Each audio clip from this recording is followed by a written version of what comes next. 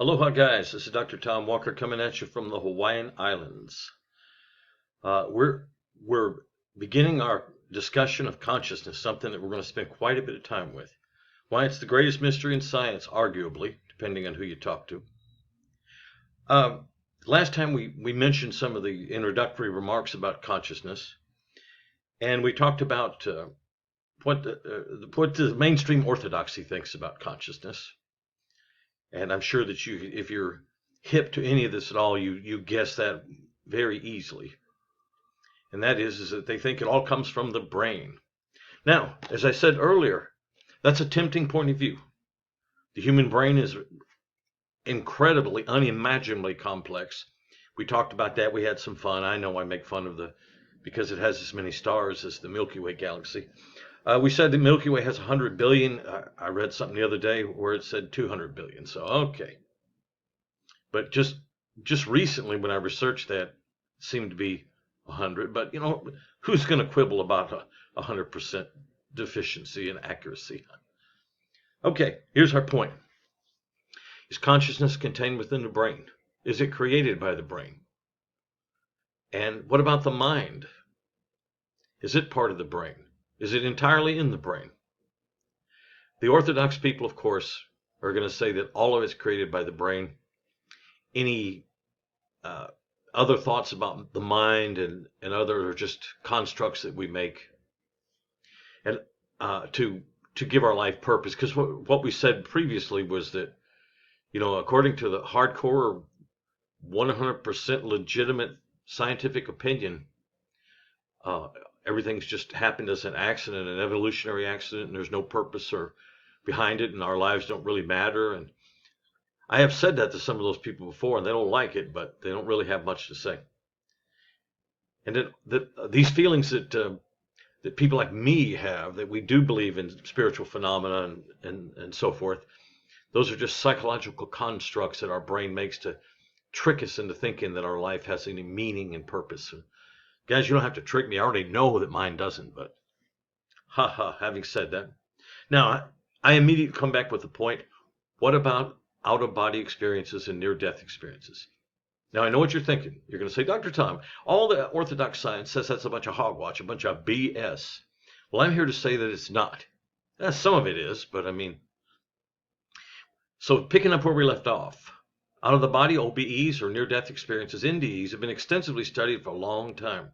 Sure, they can be explained by hallucination, anesthesia, illness, and other things, but there are documented cases where people who were born blind, totally without any visual ability at all, or people like Stevie Wonder, for example, who was a premature infant and was placed in an incubator with too much oxygen until they figured out what was going on. It destroyed the optic nerves of those unfortunate children. And there have been cases of these people who have had near-death experiences and was able to describe things that they have never seen or imagined. Their optic nerves are destroyed. There is absolutely no visual ability in these people at all. And they were able to describe the operating theater, instruments, things like that, but also the appearance of relatives and people sitting out in the waiting area where their consciousness and their mind drifted out there. How they were dressed, how they looked.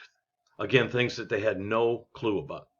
Also, too, perhaps more interestingly, or of more interest, they also describe the so-called afterlife. Now, we're going to talk about all these things in great detail. You know when, right? Yeah, later on. I'm very interested in, and have been for many years, on OBEs and near-death experiences and so forth. These individuals reported the tunnel, and there are a number of things that are common with these. Now, there's also some that are quite uncommon. There's been a few unfortunate individuals that went to what sounded like hell, but most of them, it's a great place. They go through the tunnel, they're grooving along. They have total consciousness and love off the scale when they get there to heaven or wherever they're at in the afterlife. These people also describe that in great detail. They've never seen it in a movie or anything like that. So, for starters, in my opinion, there's enough evidence of the existence of OBEs and NDEs to say, well, because of that phenomenon, the mind, at least under certain conditions, is able to separate from the body, and consciousness very much so. But also, too, another interesting thing we'll talk about again in more detail. We're just laying the groundwork. The groundwork is that the argument has been made that consciousness is even more profound when the individual are in these states than they are in their quote normal waking state. Okay, moving along. There's been a lot of studies done on this. One thing we have to say is that psychic phenomena has been studied now for well over 100 years. Officially, I mean, as a scientific endeavor. The Society for Psychical Research was established in the UK in 1882. Okay, one of the famous parapsychologists around, he's still around today, is Charles Tart. And this is just an example, because we're going to look at a lot more things here soon. Charles Tart, Dr. Tart, did a study of a lady who had out-of-the-body ability. There are, for unknown reasons, some people who seem to be able to do this frequently or almost at will. This lady was one of those. Just to give you an example. So what Tart did was he produced a randomly generated number, put it on a sheet of paper, put the paper up in a room with a high ceiling, way up at the top where you'd have to have a stepladder to see it. Videotaped everything, and this lady basically went to sleep and had an out-of-body experience, and she was able to accurately produce that number. Let's see. Obia Bill was able to read a randomly, generated number hidden in a folder and placed several feet above the ground, all while being videotaped, of course. Now, this could be explained also by a type of ESP known as clairvoyance. So, the thinking is she had an out-of-body experience, floated up there, was able to see the number, and reported it correctly. But she also could have attained it through clairvoyance. Of course, clairvoyance is another form of ESP, and it's not supposed to exist either. Other studies have been conducted with random numbers in a special box with a viewing port that had to be viewed from specific angles to be seen high up on the wall.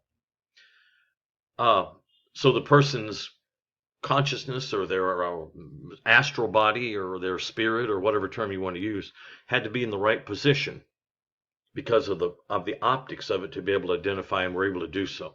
Now again, we could explain this away as clairvoyance as well. Skilled viewers have been able to repeatedly do this. We have entire lessons on these phenomena very soon, but my favorite involves the development of remote viewing in the early days. Okay. There are three kinds of ESP. One of them is called clairvoyance. We just mentioned it. It's the ability to gain information or knowledge or from the universe or from a non-living source, or just tap into the Akashic record, or whatever belief system wants to allow. Remote viewing is remote viewing is actually clairvoyance, but because there's such an incredible stigma, guys, with anything having to do with psychic phenomena, from the scientific orthodoxy, to some degree from the church and religion, and to some degree from the public, although the public is very interested in this kind of thing.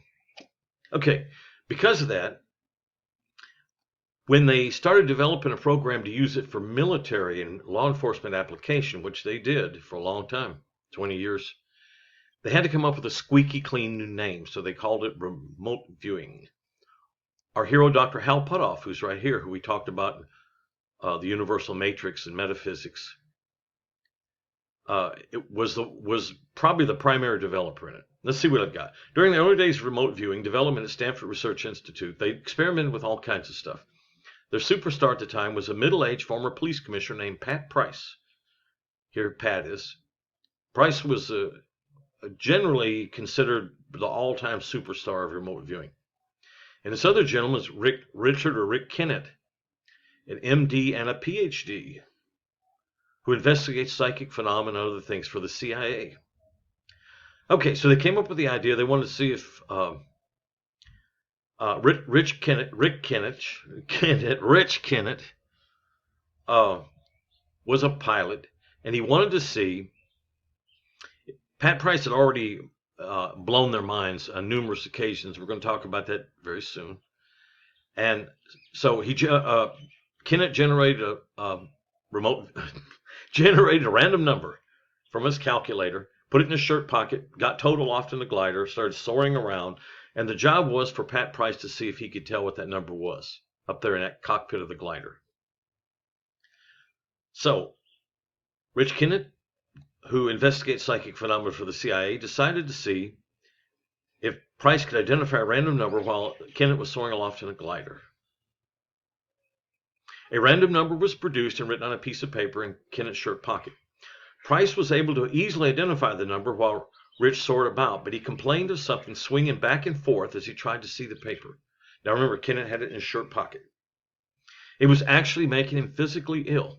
He sketched it out. It looked like an Egyptian ankh, I guess we say, this quite popular symbol, the key of life. When Kennett landed and returned to the group, they told him of the strange experience. Price had almost vomited, much like he was seasick. When Kennett heard the story and saw the sketch, he laughed and pulled a cord around his neck. There was the ankh Kennett was wearing as a necklace. To me, it would be very difficult to explain this in any other way than Pat Price's consciousness within the cockpit of that glider. It was the visual aspect of the swinging ankh back and forth that bothered him so much. In other words, he's up there in his ghostly form, trying to see what that number is in his pocket, and this thing is swinging back and forth. This is a Polynesian fish hook, but we'll pretend it's an ankh, and was making him, giving him motion sickness. It was the visual aspect of the swinging ankh that bothered him so much. Ordinary clairvoyance, if there is such a thing, would not explain the physical effects of the swing ankh. Price had to be viewing it from a position within the glider. Of course, the hardcore orthodoxy and debunkers used their usual excuse. Put off Kennett and Price were all lying.